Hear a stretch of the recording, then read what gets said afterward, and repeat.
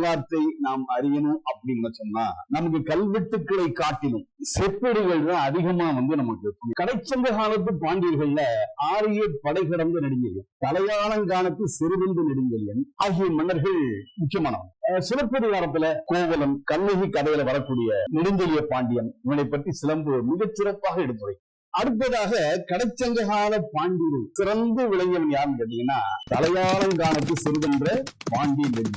இவன் யாருன்னு கேட்டீங்கன்னா சித்திரமாடத்து துஞ்சிய நன்மாறனுடைய புதல்வன். இவரது தந்தை சில நாட்களே அரசாண்டதார். தலையாளங்கானத்து சிறுவென்ற நெடுஞ்செழியன் இளமையிலேயே அரசனாக முடிசூட்டிக் கொள்ளக்கூடிய ஒரு நிலை சோழன் ராயசூயம் வேட்ட பெருமற்கிள்ளி சேரமான் யானைக்கட்சை மாதரஞ்சேரல் இரும்புரை ஆகிய 2 பேரரசுகள்.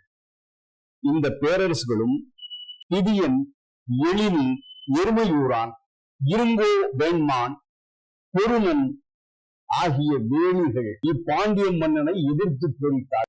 இவனெல்லாம் ஒண்ணு சேர்ந்து இவனை எதிர்க்கிறதுக்கு என்ன காரணம் கேட்டீங்கன்னா இவனை ஈஸியா வீழ்த்திடலாம்னு சொல்லி அந்த எண்ணத்தோட தான் அவங்க எல்லாம் வேலிகள் எல்லாம் ஒண்ணு சேர்ந்து பாண்டிய மன்னர் எதிர்க்கிறாங்க. இது எவ்வளவு தெரியும் கேட்டீங்கன்னா புறநானூற்றின் மூலமாக இது நமக்கு தெரியும். நெடுஞ்செழியன் சோழ சேர மன்னர்களின் தலைநகரம் வரைக்கும் அவங்களை விரட்டிட்டு போய் அவர்களை கொன்றதாக இடைக்குன்னூர் கிழார் புறநானூற்று குறிப்பிட்டிருக்காரு. சின்னமனூர் செப்பேட்டுல பாத்தீங்கன்னா இந்த பாண்டியனுடைய வெற்றியை பற்றி குறிக்கப்பட்டது. மதுரையில் வீற்றிருந்து அரசாண்ட சோமசுந்தர கடவுளின் வழியில் தோன்றியதாக சொல்லப்படுகிற இந்நெடுஞ்செழிய பாண்டியனை மாங்குடி மருதனார் தமது மதுரை காஞ்சியில் குறிப்பிட்டார். போர்க்காலங்கள்ல அந்த இரவு நேரங்கள்ல பாசறைகள் அங்கங்க தனித்தனி பாசறை இருக்கு. அந்த பாசறைக்குள் இந்த பாண்டிய மன்னன் அந்த புண்பட்ட வீரர்கள் போய் தனித்தனியா சந்திக்கிறார்.